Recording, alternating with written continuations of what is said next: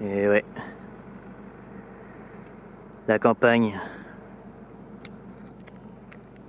C'est beau par là, hein. Bon bah bienvenue à vous.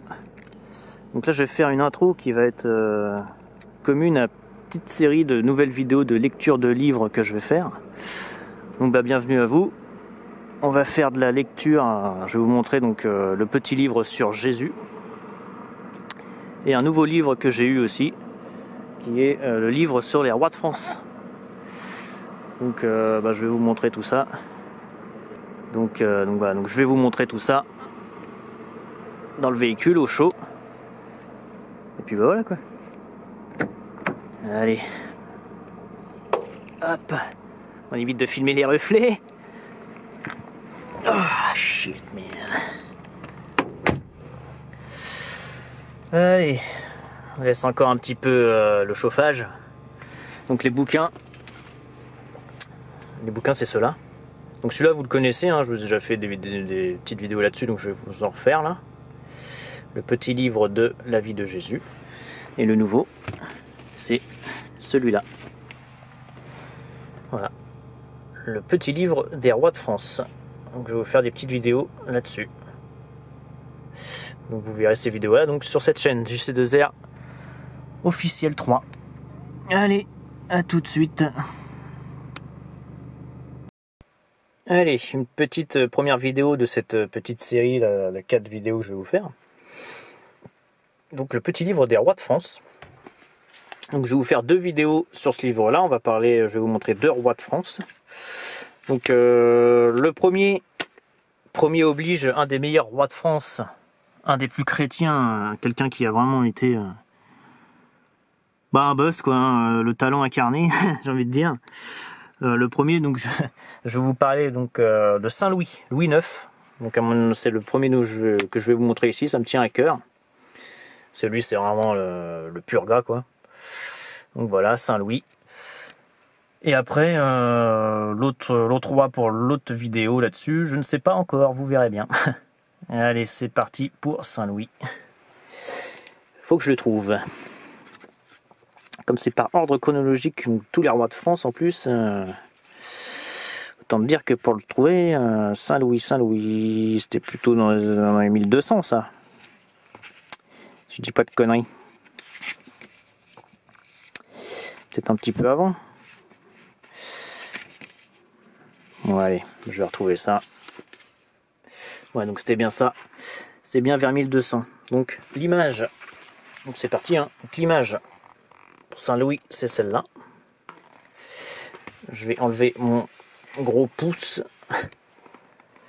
Donc voilà l'image donc sur Saint-Louis, la fameuse image donc de Saint-Louis sous son arbre, l'arbre de la justice. Donc voilà, je vous laisse un peu ça. Saint-Louis qui rend la justice sous son arbre. Voilà, et donc on va lire le petit texte sur Saint-Louis. Donc c'est parti. Louis IX, Saint-Louis, né en 1214, règne de 1226 à 1270. Louis n'a que 12 ans lorsque son père Louis VIII meurt en 1226. Sa mère, Blanche de Castille, assure alors la régence jusqu'à sa majorité. Hein, les femmes à l'époque, elles ne s'étaient pas considérées, ils ne respectaient pas les femmes, elles n'avaient pas de place dans la société. Voilà, la mère du petit Louis, donc sa mère Blanche de Castille, assure alors la régence jusqu'à sa majorité. En même temps qu'elle gère les affaires courantes de l'État, elle contient la révolte des grands du royaume qui veulent profiter de la vacance du pouvoir, 1234, et met fin à la croisade contre les Albigeois, traité de Paris en 1229. En 1234, Louis prend enfin les rênes du pouvoir. Il épouse Marguerite de Provence, avec qui il aura 11 enfants.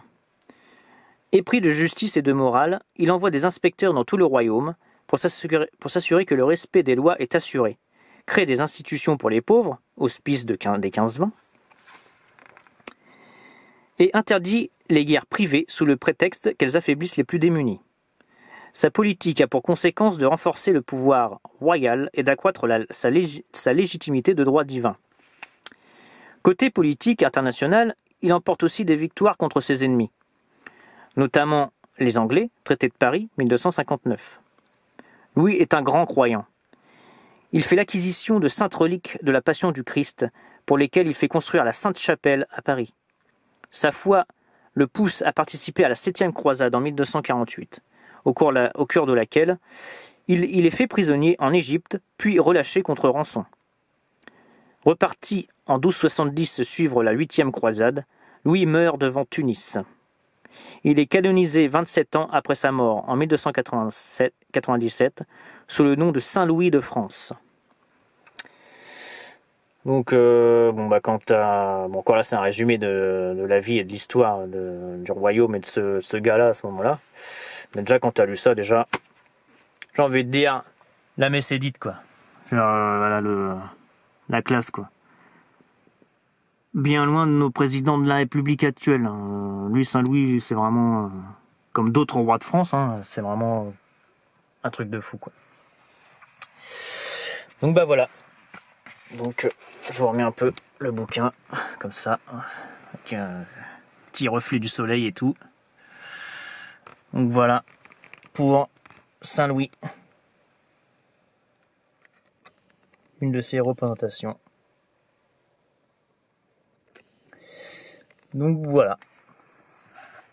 Allez, donc j'espère que ça vous a plu. Merci d'avoir suivi cette vidéo. Là, je vais vous tourner donc la deuxième sur un deuxième roi de France. Je ne sais pas qui encore. Et également, vous aurez donc les autres vidéos, 2 autres vidéos sur celui-là, la vie de Jésus. Lui, je vous en ai déjà fait quelques-unes déjà. Et je vais en refaire. Allez. Soyez bénis.